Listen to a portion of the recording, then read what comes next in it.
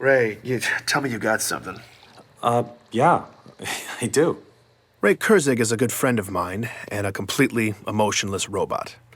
I mean that in the best way. As an independent analyst, he's the most efficient and resourceful researcher I know. That's why I'd sicked him on this story a few days earlier. I needed to debunk the claims of Ellie's friend Katrina. He was in the area on business, so he took the time to come down and meet with me at my home office. So Katrina told me that John died at 6 years old. Right, And his parents, who supposedly died in a rebel prison, were still alive years later. right. No, this woman's ruining my story, Ray. Tell me why she's lying. Well, she's not. Ray had found copious financial records indicating that John's parents were not just alive past 25-24, but working and paying their bills. They died in 25-24. Come on, man. Well, sorry. Their employers and a preponderance of local merchants disagree with you. I mean, the central repositories were really thin, but you dig through enough mirrored archives, it all pops up. The records are there. Ray swiped through document after document corroborating this. He even showed me medical insurance claims for a pediatric autoimmune specialist in 25-17. Exactly when Katrina said John got sick. I was laughing, but I didn't find any of it funny. I'm Benjamin Giraud, and this is Hunt the Truth. Continue to hold. Jeez. Come on. Office of Naval Intelligence. Public Relations. Finally. Hey, Sully. Tell me good things, Ben. It was disconcerting to be talking to the ONI insignia again, but I started positive. The story was going really well. But that little data problem, the death record, it was back. I was hoping Sully would smooth it out for me. Ben, I thought we talked about this. Glassed planets have bad records. No, I know. I just, Glassed it's not planets just the have bad records, records, Ben. actually. This is colonial journalism listen, Sully, if you 101. could. People are you saying... serious with this? People Glassed are saying... planets Listen, have... do glassed people have bad records? Ben, are you recording right now? Yes. That was my cue to stop recording. The off-the-record conversation was brief. Sully asked me if I wanted to do the next interview. What he meant was, do you want to keep this job? I said yes. Your call is over. Well, as you can see, I've pretty much permanently stationed myself on this beach. That was my next interview. Attire here. Jacob Walker, Hope it doesn't retired offend you. Navy. He lives in a beach community way out on Castellaneta. The first thing I noticed about Walker when he answered my call was that he wasn't wearing a shirt, which made us both laugh. He explained that after 28 years of service, as far as he was concerned, it was all R&R all the time. I couldn't argue with that philosophy. He slipped on a t-shirt and I asked him about the Master Chief. Oh, hell yeah, John. You bet your ass I remember him. Walker's career began 3 decades ago with Naval Force Reconnaissance School at Black Sea. Little did he know boot camp would turn out to be something he'd never forget. Walker was there alongside the young man who would become the Master Chief. The gravity of that was not lost on him. I mean, they pushed us real hard, but John, well, he'd push us even harder, not even trying. You screwed up, you didn't know whether to be more scared of the CO or John. At first, though, Walker was unimpressed. Oh, no, man. I remember, I think it was the first week, there was a lot of talk. We were outside the mess tent, me and these other 2 jackasses getting into it, chests all puffed up and talking about being cold-blooded killers and stepping on necks, all that. I wanted to be in leadership one day. And, of course, I was 19 and jacked as hell, so, well, I figured I only had so much competition. Meanwhile, there's this quiet nobody from nowhere standing on the fringes looking at the horizon. John. Yeah, first I thought he was 20, 21. He's a big dude. Turns out he was only 16. I mean, that kid wasn't even on my radar. Soon, though, Walker says all that machismo fell to the wayside and a real leader emerged in John. Training exercises, whoever finished last got the brunt. I mean, last one in on a 20-mile, you're walking back while we catch a Pelican dropship. And that there's some downright lethal terrain, too. Reach is, well, it was a tough planet. But John, man, he took lead every time. A lot of risk and responsibility. Didn't have to, but, well, he did it. And then halfway in, he'd start to hang back, you know, and help the stragglers. You're injured, whatever. He'd be right there helping you out. And then without fail, Walker says, John always made sure he came in The way last he did it, and took though. the punishment. He made us all want to follow his lead. Try harder and help each other. I mean, we're supposed to do that, but nobody ever really wanted to until then. Anyway, we did it. But taking the hit for the group, now that was John's thing. I only challenged him for the honor once. I'd never made that mistake again. Walker's in his early 50s now, but he seemed lit up with the energy of a much younger man. It seemed the will that he and the other recruits had, in a sense, borrowed from John so many years ago, was still inspiring Walker. It was remarkable. He knew John, lived with him for months, yet to him, John still seemed to be an almost mythical character. What he was able to do, getting back on his own like that in the pitch black, no nav equipment, man, he was inhuman. That kid was a monster. All right, they all were. Anthony Petrosky, a retired orbital drop shock trooper I found through Mishak Maradi. Yes, that Mishak Maradi, the truther who's been messaging me for months. And yes, I was pretty desperate for leads. We'll leave it at that.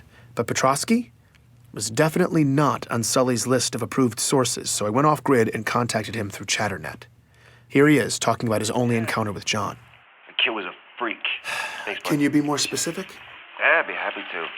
You know, me and a bunch of guys were sparring in the gym one day, and there was this young kid there. I mean, I guess you could call him a kid. He was pretty jacked, you know, but his face looked 12, maybe 13. 12 or 13? After enlisting, John didn't even finish boot camp until at least 17. Petrosky had to be wrong about his age, but I let it go. Anyway, I guess he was acting tough when one of the guys asked his name. He told him, but he kind of, you know, gave him attitude, right? So people start mouthing off. Next thing I know, CPO orders the kid and 4 of the guys into the ring because they were supposed to fight him. Hold on, Anthony. Wait, you're telling me that the CPO ordered 4 soldiers to fight a high school kid? No, a 12 or 13-year-old, like I said.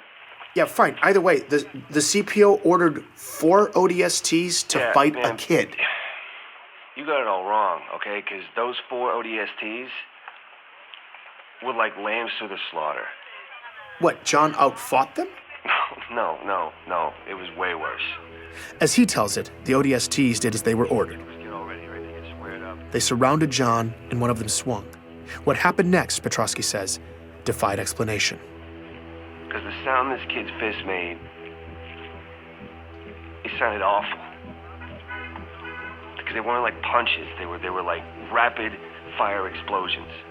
Okay, I was across the gym, but I heard it. It was sick.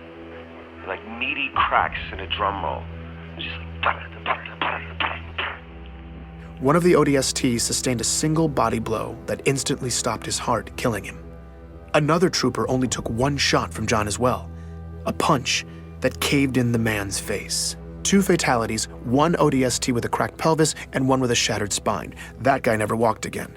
No one had to break up the fight. It was over in less than 5 seconds. Wait, he killed them? What he did was impossible. What do you mean impossible? Like how? Like not human, all right? Like he was genetically augmented. So you're telling me that someone had augmented John? Someone had genetically augmented a child? Okay. No. Right. You think I'm lying? I believe Right. that's what you No, sure. honestly think Right. you saw, but... Look, here's the thing, Ben. I don't care if you believe me or not. This makes no difference in my world. I was there and you were somewhere else. So you're going to go write your little military cheerleader article, and I'm going to sit here and drink beer. So good luck. Petrosky left me with a bad taste in my mouth. Now, it's no shocker that Spartans go through a few augmentations and upgrades, but those are fully developed adults. Could a 17-year-old, probably still growing, even survive that kind of procedure? It seemed horribly risky, and what if what Petrosky was saying was true? And John was only 13. Well, that was one hell of an accusation to make, the ethical implications of which were nauseating. I was still thinking about it the next day when Ellie Bloom's name popped up on my call list. I'd let her listen to a rough version of my first episode, and she had feedback for me. I didn't want to risk anyone listening in, so I let the call go, then hit her back on Chatternet. Well, 2 things. Okay. 2 major things. Okay, yeah. That boxing coach, Dion Govender, yeah. he's a liar. Okay. How is he lying? There wasn't any boxing at the high school. How do you know for sure? Because there wasn't any boxing on the entire planet. She'd said they'd outlawed it forever ago, after a kid got injured. Really big deal. Afterwards, there was a long-standing controversy over how youth boxing was illegal, but no one seemed to care about all the grav-ball concussions kids were getting. Regardless, by the turn of the century, she tells me nobody really boxed in Eridanus 2 anymore. She even gut checks me, telling me to go ahead, ask anybody from the colony. They'd tell me the same thing. And there sure as hell wasn't a league for kids to do it at the high school. That's like saying there was a gun range at the toy store. It just didn't happen. And the other thing, those kidnappings by rebels in Elysium also didn't happen. Hold on. I know that's not true. You're wrong. Okay, the insurrection had a well-documented presence in Elysium. Yeah, they did, politically. They worked to influence local policy. It got tense, there was occasional violence, but nobody was abducted. We lucked out. It was peaceful. That's why Elysium was refugee central. So boxing coach, total liar. I needed to verify what she was saying, but I had the gnawing sense she was telling the truth again. But what did this mean? If she was right and none of that happened, the whole story was wrong. And terrifyingly, that would mean someone had fabricated all of it. I needed explanations from my previous sources, and I needed them now. I tried to reach Dion, the boxing coach, no response. Gabriella Dvorak, the lieutenant who liberated John, in the field, unreachable. So I tried detainment survivor Thomas Wu. He answered. Hello? Hi, Thomas? Who is this? Yeah, I'm sorry to call so late. Is it late there?